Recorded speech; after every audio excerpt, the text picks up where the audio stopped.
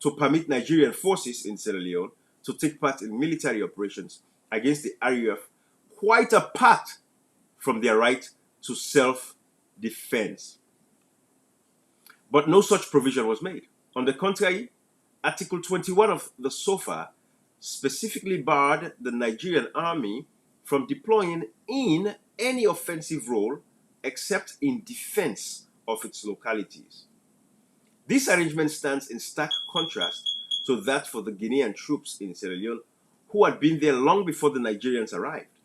Their mandate, which flowed from a mutual defense pact between the two countries, signed by President Ahmed Sekou Touré and President Shaka Stevens in the 1970s, obliged them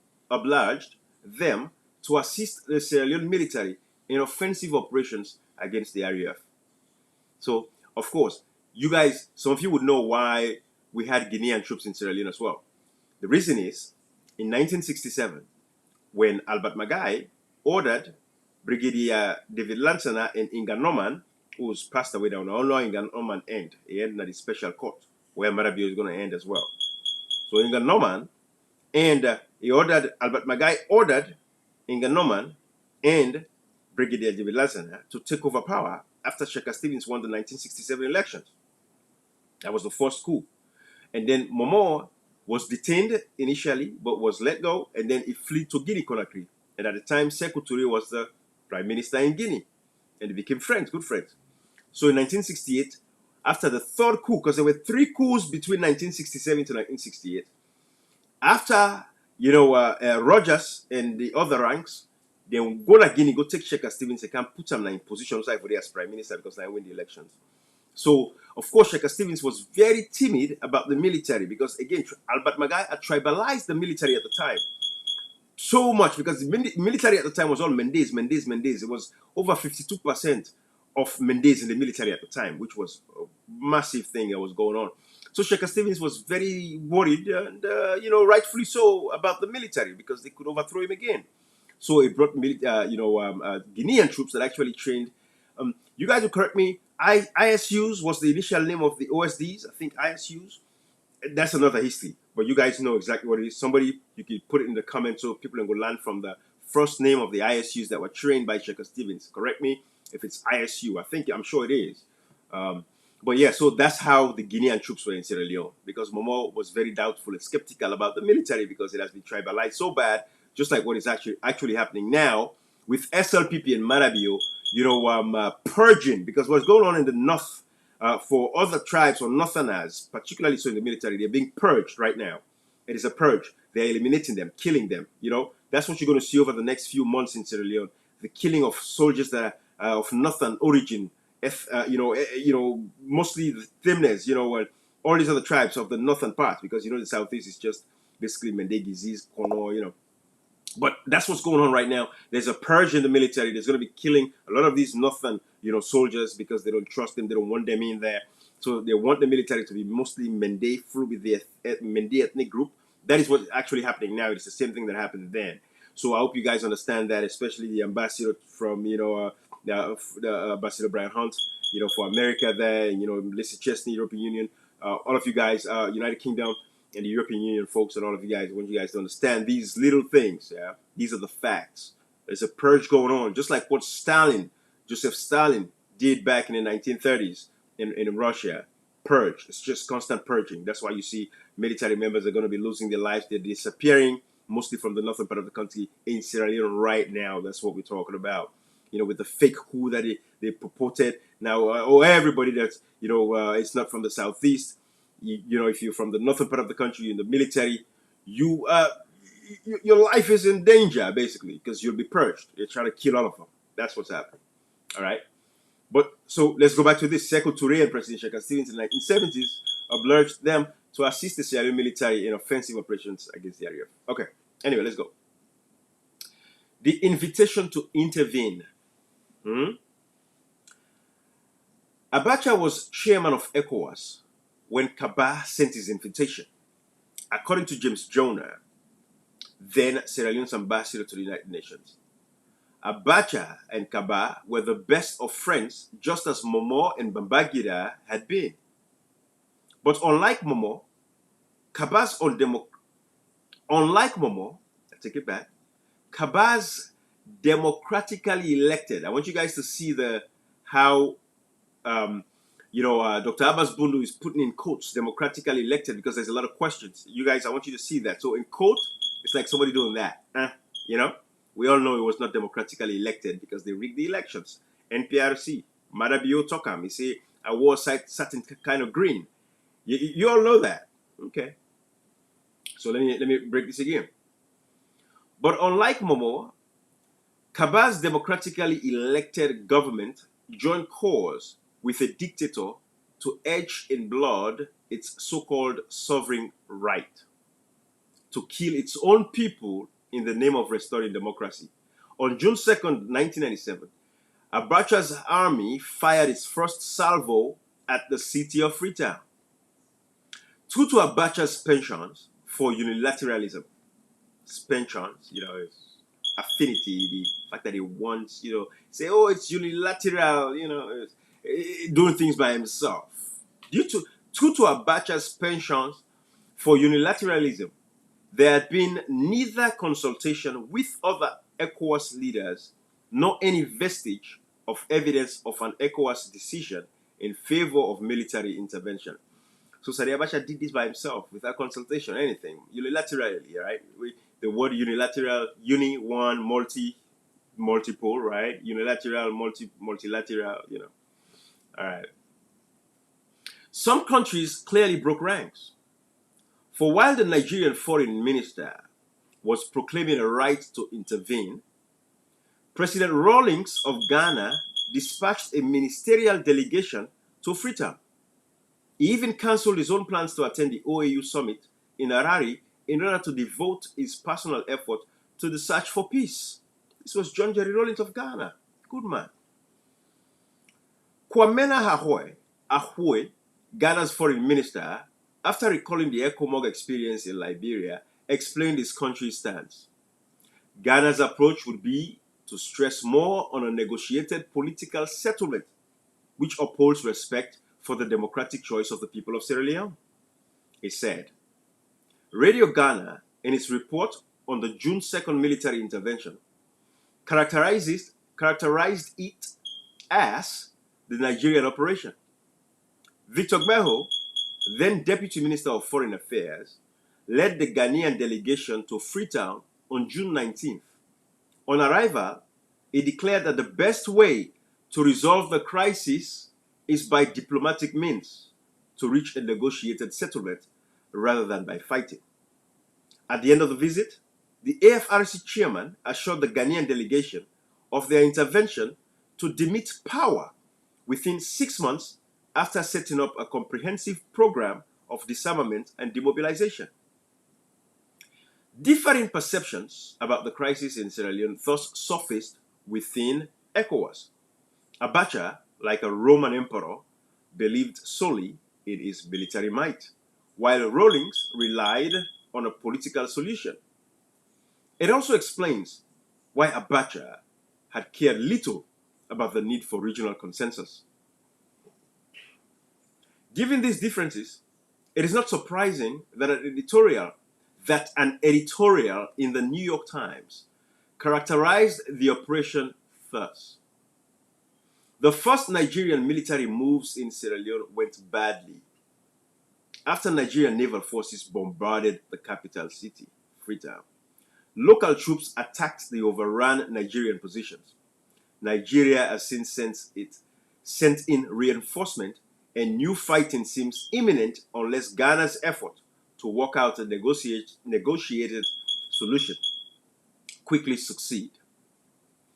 According to the newspaper, the intervention had been aimed mainly at establishing Nigeria as the dominant regional power and regional policeman.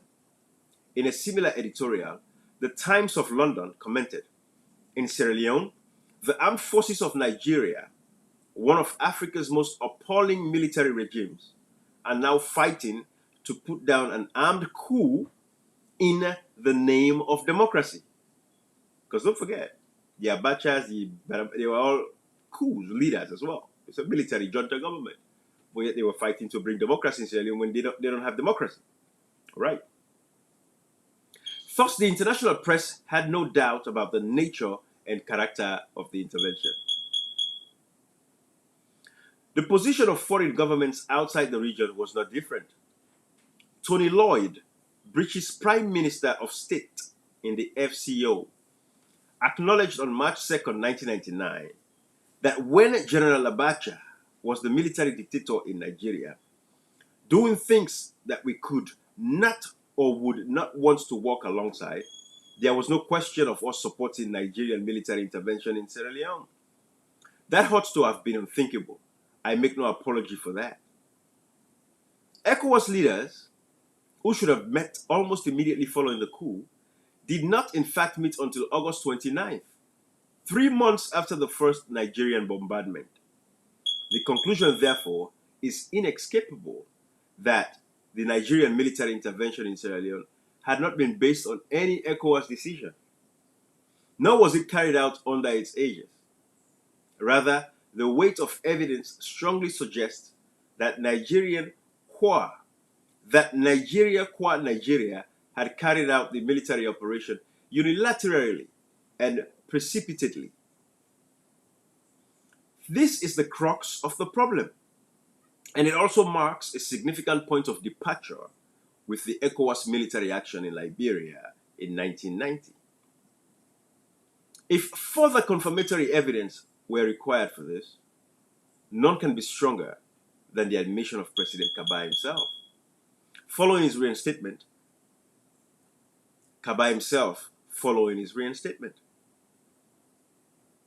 he said he was grateful to Nigeria for helping us.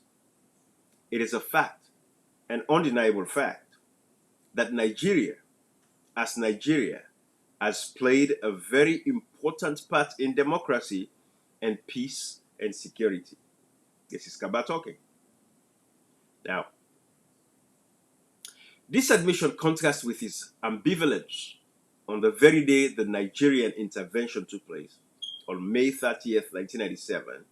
Tension had arisen as a result of the public disclosure by the parliamentary minority leader John Khalifa Smart, then in Freetown, that the Nigerian military was planning to attack the city in an operation codenamed Operation Wild Chase on June 2nd. The attack did not take place, resulting in scores of civilian casualties. But because it failed to topple the junta, President Kaba, who was already in Conakry, tried to deny the Nigerian bombardment and to dismiss as untrue Khalifa Smart's public warnings. Khalifa Smart had been invited by both the junta and the Nigerians to mediate. He tried hard, but his efforts came to naught. Came to naught when the Nigerian commander, believing in the awesome might of his forces, threatened to use force if the junta did not surrender by 4 a.m. on June 2nd. The Nigerians became angry at Khalifa Smart, whom they blamed for disclosing their secret plans to bomb the city, thereby destroying their chances of a surprise surgical strike. With respect, this criticism is unfounded. So, Abass Bundu is going to tell us now about the criticism that Dr. John Khalifa Smart received. Let's listen. First, Khalifa Smart had learned about Operation Wild Chase from the Sierra Leone junta. This obviously means that whatever the Nigerians were planning, it was no longer going to be a surprise. Second, when the attack came, not a single military target was hit.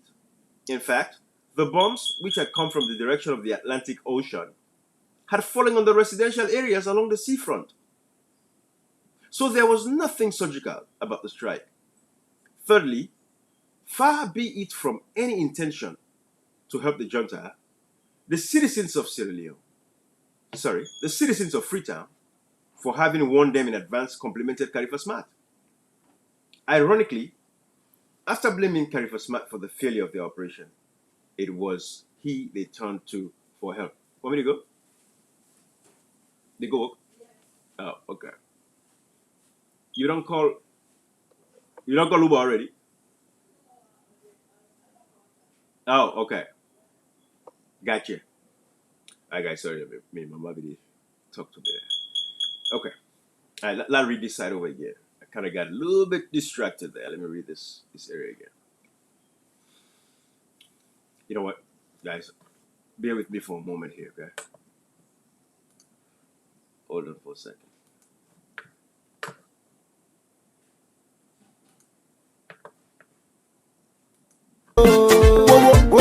Raga spice. Oh yo, Mama Sanja. Question and answer. See me through, yeah. They say them walk alright. They say them thief money. All the promises where them make go, one day not fulfill. Then say them go build the bridge. The part they fly boku. All the promises where them make go, one day not fulfill. Then say corruption go down. You not then corrupt. All the promises where them make go, one day not fulfill. Then be say youth them go smile. Look where youth them they cry. All the promises where them make go, one day not fulfill. May I tell them the story. Story. We make Salomon. They know they work now the country bend. Tribalism don't put we go behind. They know they work then they talk say they spend. Them go come we go run after them. For we country money. And it's how we them go one by one we go friend them. For we country money. And it's how we them go one by one we go friend them. My mom there. Okay. Let's get this going. Let's get back to reading, guys. Let's get back to reading. 209. Okay.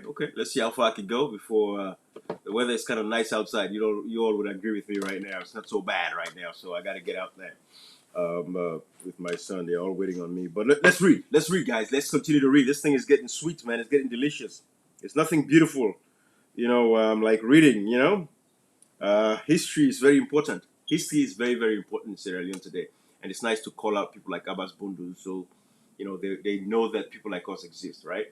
So stay with me, guys. Stay with me. Let's go. All right. So thirdly, far be it from any intention to help the junta, the citizens of Freetown, for having warned them in advance, complimented Khalifa Smart. People of Freetown at that time was very thankful that Khalifa Smart exposed the sneak attack the Nigerian soldiers were planning on us. Right? We all remember. Some of us remember those bombings. Kill people there for nothing. Crew Bay and all in place today. I'm sure Julius Spencer's name is going to come up. Julius Spencer. You all know Julius Spencer, 98.1. Julius Spencer. His name might come up. Ironically, after blaming Khalifa Smart for the failure of the operation, it was he they turned to for help when some 300 of their soldiers were taken prisoner by the junta.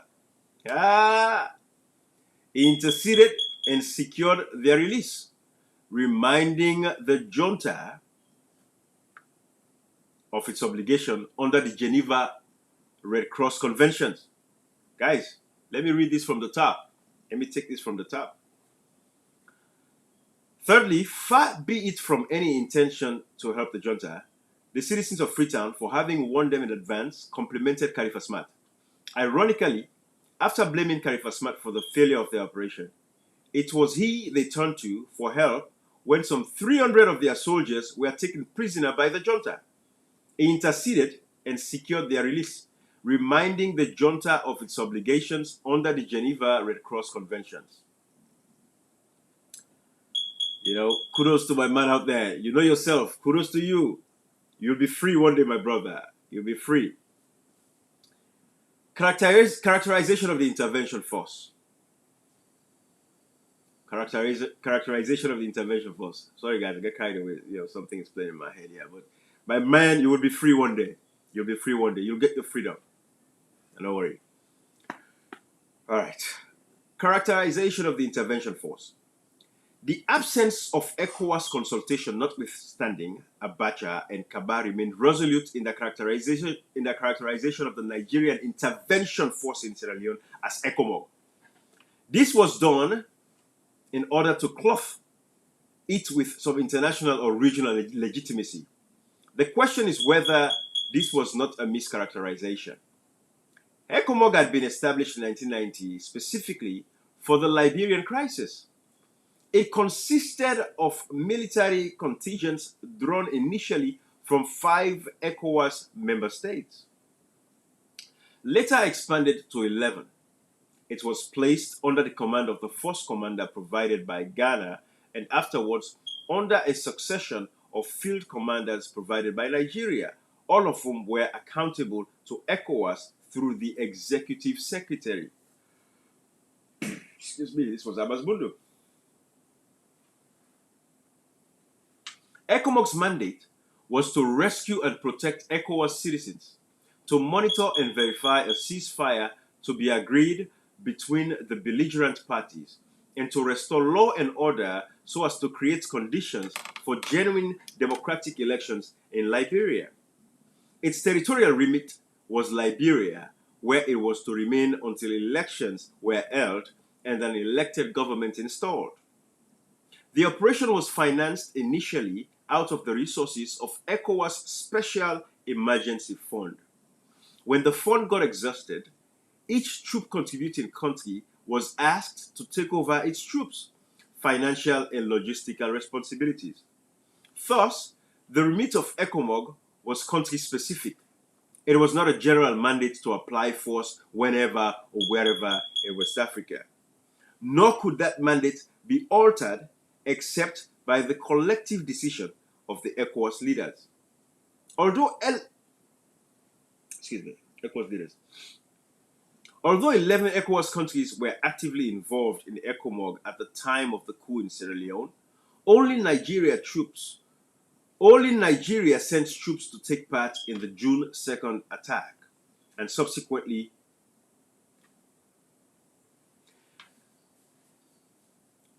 only Nigeria sent troops to take part in the June 2nd attack and subsequent offensives.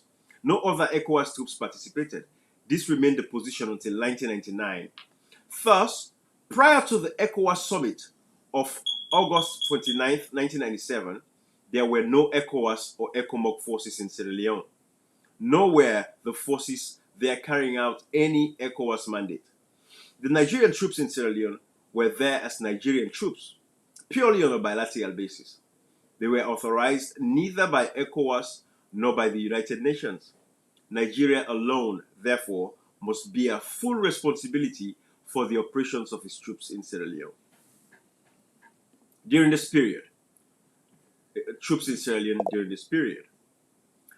both as a citizen of Sierra Leone and the executive secretary of ECOWAS responsible for the creation of ECOMOG, I felt duty bound, this is Abass Bundu, is saying now, both as a citizen of Sierra Leone and the executive secretary of ECOWAS responsible for the creation of ECOMOG, I felt duty bound to clarify the confusion that had arisen. I did so in a radio interview I gave to the BBC Focus on Africa program on June 2nd. I started by saying clearly that I was opposed to the coup that ousted President Kaba from office. However, I was also strongly opposed to Nigeria's military intervention as contrary to the ECOWAS treaty. I suggested that instead of fighting, the citizens of Sierra Leone should see it as a challenge and a duty to resolve their internal crisis by peaceful means. They had done so before. Guys, hold on one second. I just had a notification from my front door. Let me just see what's going on. Okay. Good. All right. So this is Abass Bundu on a BBC interview. They had done so before in the context of the Bintumani conferences, and they could do it again if given a chance. Kaba's government in exile did not agree with me and immediately branded me as a rebel collaborator. Does that ring a bell? Just like what they're doing now in Sierra Leone currently.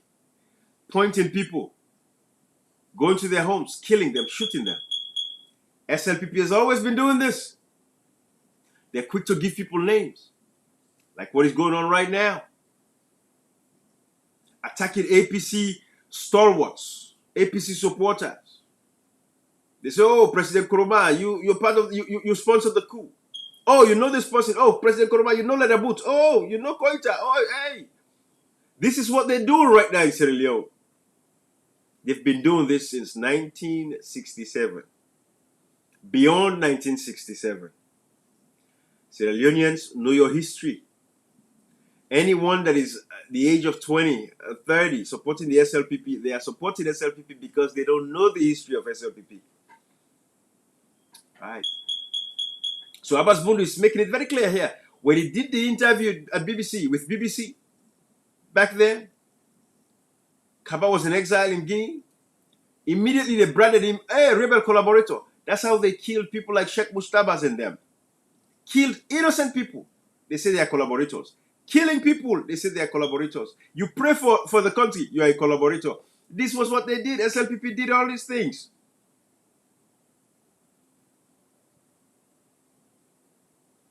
All right. Let's continue. Under the ECOWAS Protocol on Mutual Assistance in Defense 1981, military intervention is specifically barred in conflicts that are purely internal.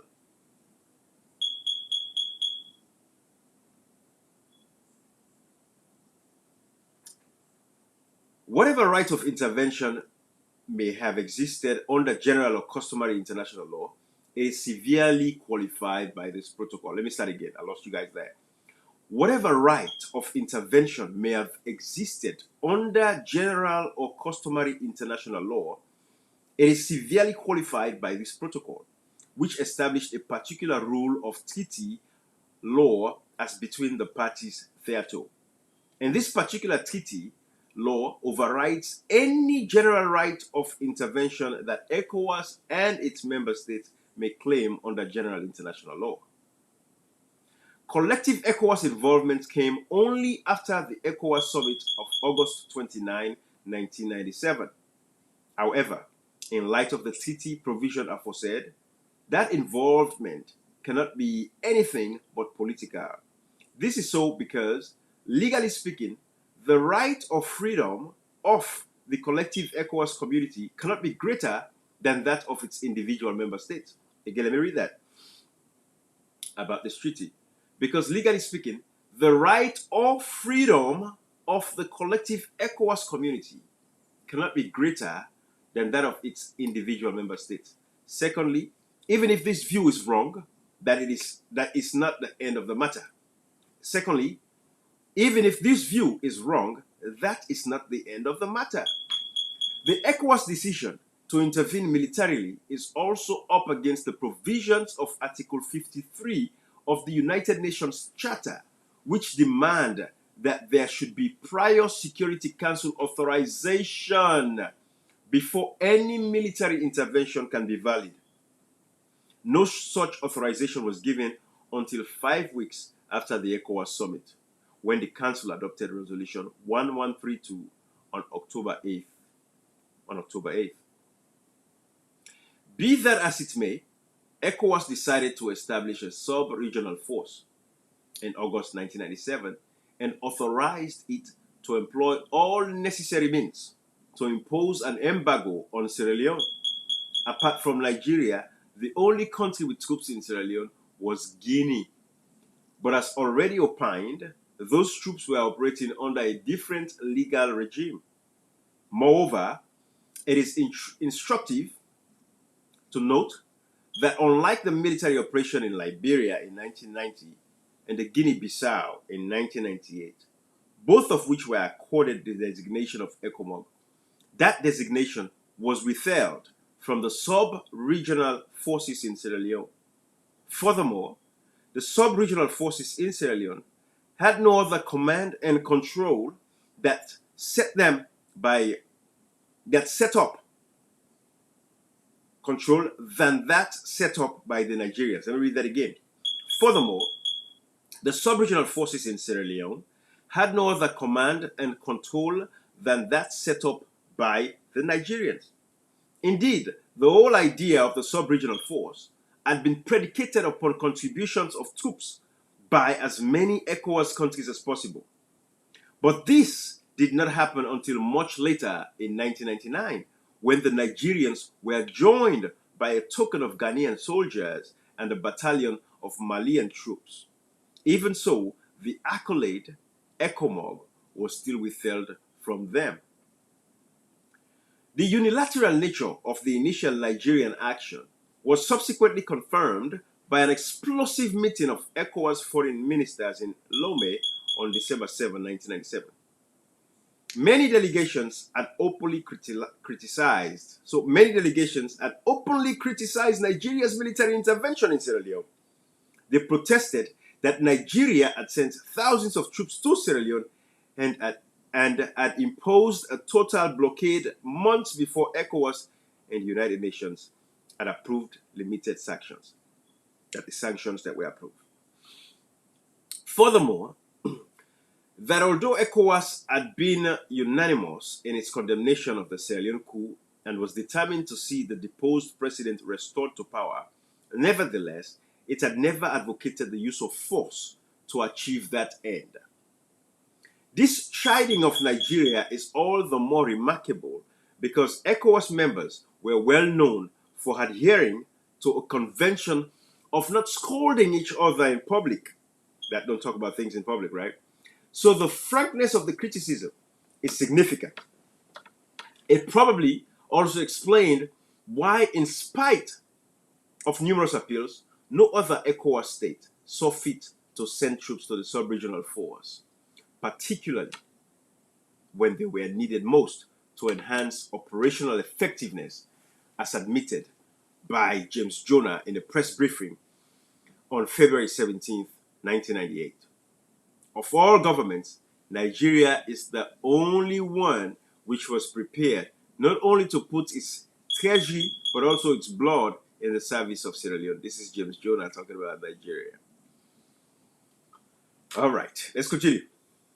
The unilateralism of the Nigerian military has been further confirmed by the practice of the United Nations. After referring to foreign military action in Sierra Leone for a long time as ECOMOG, the Secretary General Kofi Annan surprisingly addressed a letter dated August 13, 1999, neither to the ECOWAS chairman, President Iyadema of Togo, nor to its executive secretary. That means Kofi Annan, instead of writing it, because remember, Tijan Kaba worked at the United Nations, he was friends with Kofi Annan, so they were legitimizing ECOMOG in Sierra Leone through the United Nations, even though it was not legitimate, because that was not why ECOMOG was set up. This was just a unilateral agreement between, a bilateral agreement between Sierra Leone and Nigeria. It was not an ECOMOG thing because all of the ECOWAS countries basically did not support the whole thing. But let me say that. So let's get back to James Jonah. The unilateralism of the Nigerian military had been further confirmed by the practice of the United Nations. After referring to foreign military action in Sierra Leone for a long time as ECOMOG, the Secretary General Kofi Annan surprisingly addressed a letter dated August 13, 1999, neither to the ECOWAS chairman, President Iyadema of Togo, nor to its executive secretary. Instead, it was addressed to the new president of Nigeria, Olusegun Obasanjo. This missive had dealt with the question of cooperation between the sub-regional forces and UN peacekeepers in Sierra Leone, pursuant to the Lomé Peace Agreement on July 7, 1999. In other words, the letter was addressed to the leader of the country whose troops they actually were. President Obasanjo replied on August 19. Excuse me. So the letter that Kofi Annan sent was basically to each country that had a troop in ECOMOG. Let's read it again. I want us to catch this. This missive had dealt with the question of cooperation between the sub-regional forces and UN peacekeepers in Sierra Leone, pursuant to the Lomé Peace Agreement of July 7, 1999. In other words, the letter was addressed to the leader of the country whose troops were actually where. Whose troops they actually were. President Obasanjo replied on August 19th. The appointment of Colonel Maxwell Kobe, Nigerian Task Force Commander, as head of the Sierra Leone Defense Forces on April 16th, 1998. A lot of you guys remember Maxwell Kobe, I'm sure. He was the terror. The appointment of Colonel Maxwell Kobe, Nigerian Task Force Commander, as head of the Sierra Leone Defense Forces on April 16th, 1998, a day after my birthday. Anyways, as head of the Sierra Leone Defense Forces on April 16th, 1998, provides further evidence for not treating the Nigerian troops in Sierra Leone as ECOMOG. If Kobe had been an ECOWAS or ECOMOG officer, it would have been impossible for him to accept that appointment without running foul of Article 20 of the revised Treaty of ECOWAS 1993. That article stipulates that an officer of the community, in the performance of his duties, owes his loyalty entirely and is accountable only to the community. In this regard, he is barred from seeking or accepting instructions from any government and is prohibited from undertaking any activity that is incompatible with his status as an international civil servant. Likewise, all member states are required to respect the international character of the staff of the community and must not seek to influence them in the performance of their duties. If Kobe was truly a servant of the community, then his appointment by Kabah was a clear breach of the ECOWAS treaty. The truth is that it was not and had remained throughout as a military officer of Nigeria under the command of his commander-in-chief, the Nigerian head of state. Therefore, there was no breach of the ECOWAS treaty. Now let's get to the mandate of the sub-regional forces. All right? We're on to page 80, guys. Page 80. The mandate of the sub-regional forces. The only mandate the sub-regional forces had from ECOWAS was to enforce an embargo on Sierra Leone. After the ECOWAS summit of August 29, 1997, the ECOMOG commander, Major General Victor Malu, was heard breathing fire and brimstone. He said that ECOMOG needed the mandate, and now that we've got it, the world would see the difference. On another occasion, he added, "We have not been enforcing an embargo up to now because it was not official. We know very well how to impose a blockade, and anyone who doubts our will or ability should look at the ports in Liberia, which we blocked with sunken ships." These are implicit admissions by the commander himself that his forces had operated in Sierra Leone without an ECOWAS mandate prior to August 29. Nor did he have any authority to use force generally in Sierra Leone or anywhere else. Guys, it's nice to know these things. Neither did the United Nations give any such mandate under Resolution 1132, 1997. On October 22, Sir John Weston, British ambassador to the United Nations, expressing dismay at Nigeria's aerial bombing in Sierra Leone. So Sir John Weston, British ambassador to the United Nations, expressing dismay at Nigeria's aerial bombings in Sierra Leone, questioned the authority Nigeria had to undertake such action.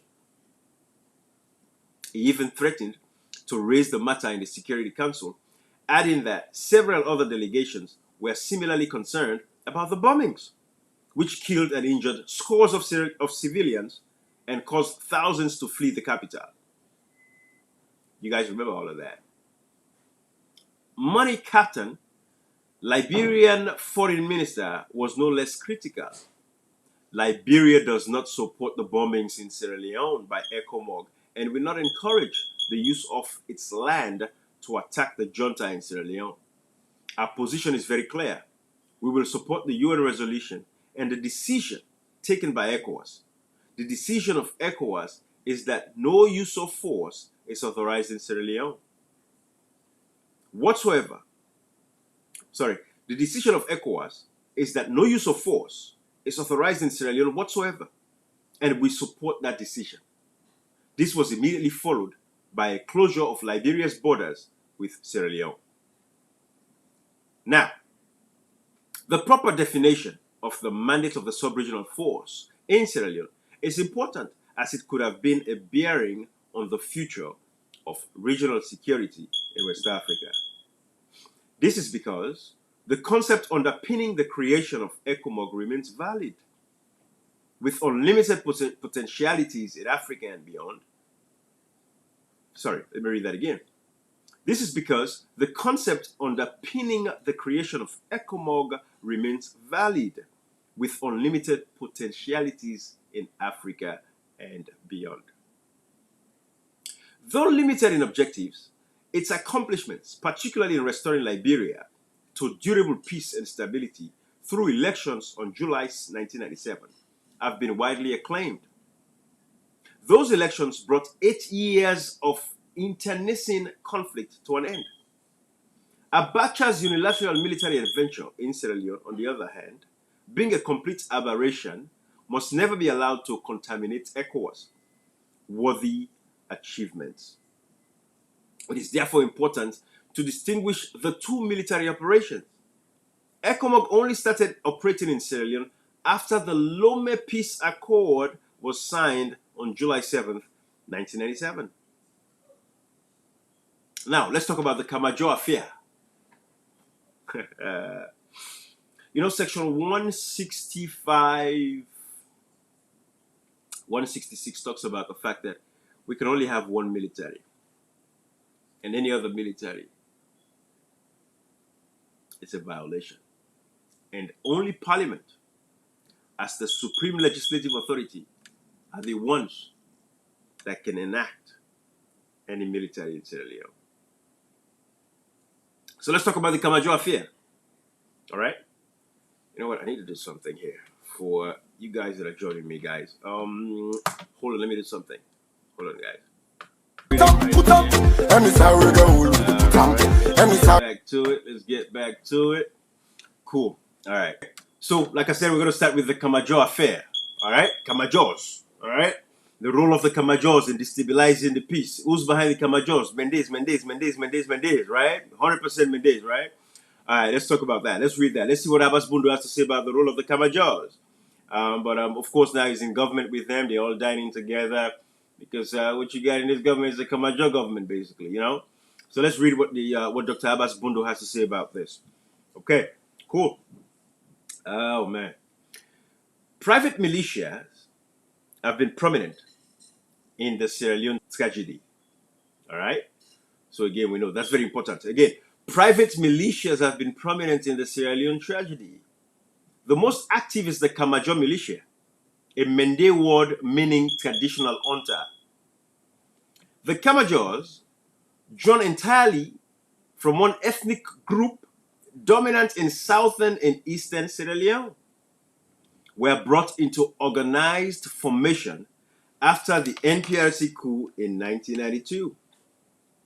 NPRC coup in 1992, Kamajos were brought into a formation, organized formation. Marabio, Mende, Chabro, whatever you guys call him, Southeastern, all right? Kamajo, Mende, Kamajos. All right, let's read. The Kamajos, drawn entirely from one ethnic group dominant in southern and eastern Sierra Leone, were brought into organized formation after the NPRC coup in 1992. Since then, they have fought alongside the army against the RUF. When the SLPP came to power in 1996, they fought against the army perceived as pro-APC, as well as against the RUF. And when the army seized power from the SLPP in 1997 and formed the AFRC junta, they allied themselves with the Nigerian army and fought against the AFRC junta and the RUF. Its true origin as an organized fighting force is as obscure as its frequently changing allegiances. So the Kamajoan allegiance, that's some of the Kamajoan allegiance go. When they overthrow SLPP, we don't SLPP. Why they even allow the Kamajos to operate? But again, we all know the story of the Kamajos. They were like basically helping the military at the time with navigation around the southern part of the country. And then they say, we can take up arms as Mendes, and protect, which it should not happen. Nobody has a right to set up a militia. But let's read, guys. Let's read. I'm not gonna intercept this anymore. I'm not gonna explain anything. I'm gonna read, okay? Let me read back again from the top. All right. Let me go back to the top. And when the army seized power from the SLPP in 1997 and formed the AFRC junta, they allied themselves with the Nigerian army and fought against both the AFRC junta and the RAF.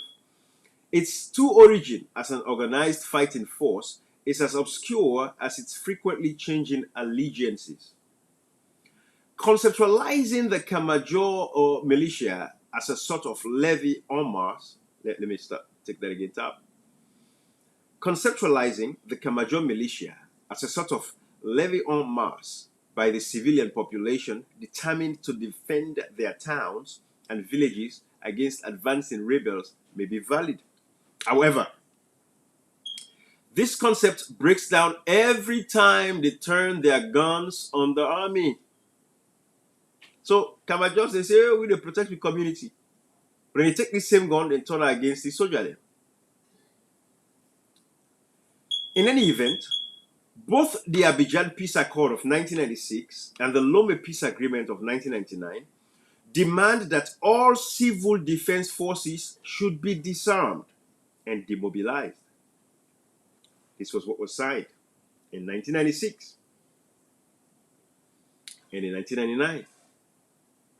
Whereas the NPRC had disbanded the Tamaboros and Kapras. So again, because there was a formation of Kamajors in the southeast, now the northern part of the country say, oh, we have to have our own civil defense forces, Tamaboros and Kapras. But when NPRC came to power, they disarmed the Tamaboros and the Kapras, but did not disarm the Kamajors in the southeast, the Mendes, particularly so. Let's read. Whereas the NPRC, who is NPRC? Marabio, Strasser, all these other guys, right? But Marabio, particularly so, because he overthrew Strasser in 1996. NPRC, Marabio, former President Julius Marabio, NPRC, they were the ones who came and took power in 1992. Whereas the NPRC had disbanded the Tamaboros and Kapras, also meaning Hunter, in the north, long before the Abidjan Accord was even conceived. So as NPRC Council, they disbanded the Tamaboros and Kapras. Disarmed them immediately in 1992. This was not extended to the Kamajors. They were allowed to continue, and progressively their activities began to attract official insignia, leading many an observer to think that their sponsors might have been harboring something more than the agenda of a levy en masse. French for civil, community activists and stuff like that. Protected by their chief promoter and leader, Samuel Inganoman, deputy defense minister in the Kabak government, the Kamajor militias have survived notwithstanding protestations from the military. So again, who's Inganoman? 1967. The first coup in Sierra Leone, Inganoman was actually working with the governor general at the time. He was the security guard for the governor general. Then Albert Magai, who was prime minister, who lost the elections in 1967, authorized Brigadier Lansana and Inganoman to take over power in 1967. That same Inganoman in 1967 that took power came back, resurrected the Kamajors, and he was the deputy minister of defense in Sierra Leone under Tijan Kaba. You see, we have a thing. This Inganoman, of course, he hid from that time in 1967, not surfaced back after the elections of 1996 was when he surfaced. From 1967 until 1996, he disappeared in 10 years because, of course, he was a wanted man. We allowed these people to come and take power. Same with Marabio. 1992, 1996, coups. We allowed Marabio to come back and contest. Today, President Nkrumah is in exile. Take note, guys. I'm going to read, guys. I'm just going to read. I'm going to let you guys make your evaluations. I'm just going to read, guys. I'm just going to read. All right. Now, I'm going to start again from the top. Protected by their chief promoter and leader, Samuel Inganoman, deputy defense minister in the Kaba government, the Kamajo militia have survived notwithstanding protestations from the military. They began to see themselves as strong enough to challenge even the army, and many times they did. Little, if anything, was done to restrain them. The Kamajo started to challenge the army. I know Komrikocha has told us the story in the past of how the first guy that was killed was a soldier whose brother was a Kamajo. Johnny was the first man that was killed, I think, in Bomaru. Something along that line. Komrikocha knows the story better than I would say it. Hopefully, he'll be out to explain those stories again. How this whole thing started. When the Kamajo started challenging the military in Sierra Leone, that was how this whole thing came into. But like I said, I'm going to read. I don't want to explain anything anymore, guys. I don't want to explain anymore. You guys know these stories. You know this history. I'm just going to read from the perspective of Abass Bundu, who's currently the speaker of the most corrupt, nasty parliament we've ever had in Sierra Leone. Guys, there's no better words I can use to describe the parliament in Sierra Leone. If we are suffering today, our people are dying today senselessly, no defense, no protections for them, no water, no electricity, it's because we've always had a very useless parliament. All right? Also, before the coup, I'm starting right here.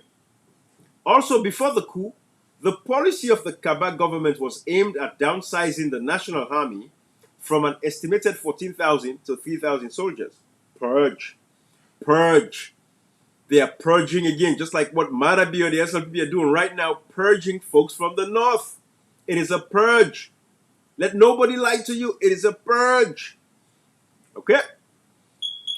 To implement this policy, the plan then was first to absorb the Kamajors into the National Army in order to neutralize the threat that suspected pro-APC military elements were posing. You guys are following, right? You guys are tracking, guys. I hope you're all tracking there. Reliance upon the Kamajo militia continued well after the coup. For instance, a contingent estimated at over 3,000 Kamajors began to push towards Bo, the second largest city in Sierra Leone, in late August 1997 from positions along the Liberian border, and was reported to have already overrun some villages along the main highway linking Bo to southeastern Sierra Leone. People who ordinarily carried only hunting rifles made by local blacksmiths were now sporting a huge arsenal of modern weapons, including armored cars, rocket-propelled grenades, bombs, and brand new assault rifles. Foreign sources were accused of supplying these weapons, and many fingers pointed at the Nigerian army as the main supplier. It also reportedly received the lion's share of the weapons supplied by Sandline International, contrary to the arms embargo under Resolution 1132 of the UN Security Council. Most worrisome is the obscure agenda of the Kamajors. When little was and is still known about them, public caution is natural and understandable. However, one thing at least is clear. It is a very dangerous thing for a state to maintain two or more rival armies. It is even worse when one army is public and the other is private. It is worse still when one of them is ethnically based. Ethnically based. Kamajo, Mende, Kamajo, Mende. To give the Kamajors a less than tribal outlook, the SLPP dubbed them the title of Civil Defense Force. They have publicly pledged loyalty to the SLPP in return for financial support and equipment. This, in turn, has had the effect of heightening concern and provoking other ethnic groups, like the Timonese and Konos, to set up their own private militias and to request official training and logistics for them. Guys, what does that tell you? Because everybody's concerned. Everybody's concerned. Now the Mendes have their own militia group. The Colonels are saying we need ours. The Timilis are saying we need ours. But when NPRC came, Marabio, they disbanded the Tama Boros and the other one, Capras, right? But they kept the Kamajo. This. You know. Anyways, let's continue to read. All this was happening at a time when history and common sense dictated the urgent need for a comprehensive program of disarmament of all combatants and private militias in the country. The Nigerian military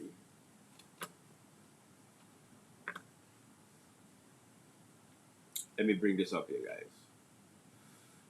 The Nigerian military may be forgiven if at the beginning it was too familiar with the ethnic bias of the Kamajon militia when it decided to arm them.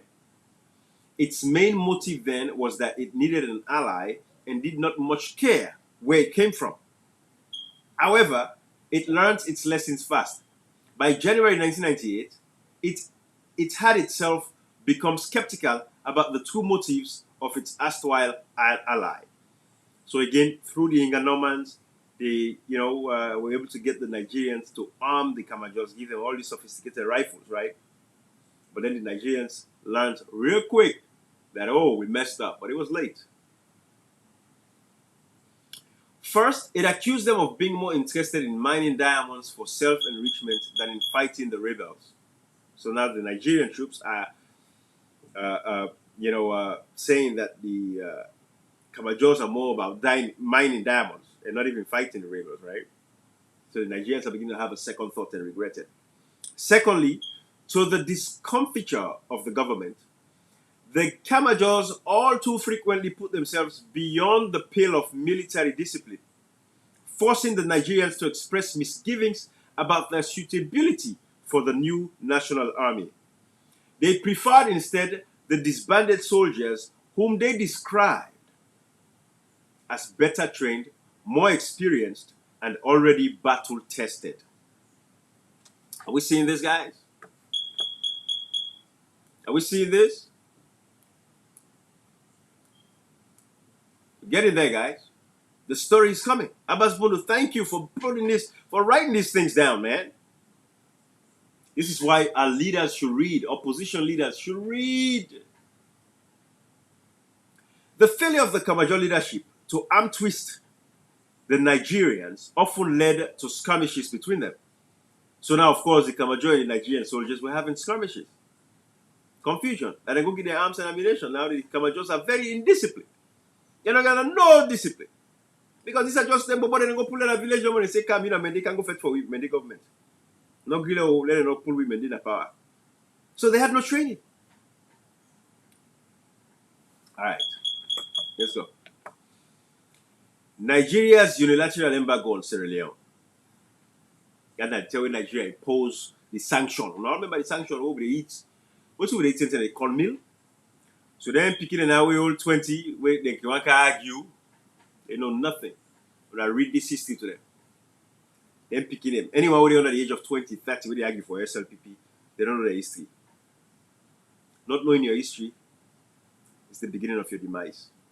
And that is why Sierra Leoneans are struggling today, and that is why Sierra Leoneans continue to suffer today. That is basically what is actually happening in Sierra Leone. The sufferings of Sierra Leone is because we don't know the history. We don't know our history. Because if we know our history, we'll stand up against some of the things that are actually happening. And it should not be only people that are opposed to the SLPP, but even Sierra Leoneans, but supporting the SLPP should see what is happening and say this is wrong and call it out. That's the only way we can move our nation forward. I tell you what, guys. Let me stop here for today. This is page 84. All right. I'm going to start the next reading on Nigeria's unilateral embargo on Sierra Leone. That is where I'm going to start the next reading. So I want to leave this here for now, for today. Let me go take care of business. I'm sure I've done an hour 38 minutes. But let me go take care of my son. Maybe more for the drive now. Instead of one begin drive. So it's a tough one, but I'll take it on the road. That's what I've been doing all week. That's why I was not able to do it live. But hopefully, next week I'll see, because I really want us to finish this book. We're gonna finish this book, guys. We have to read this book.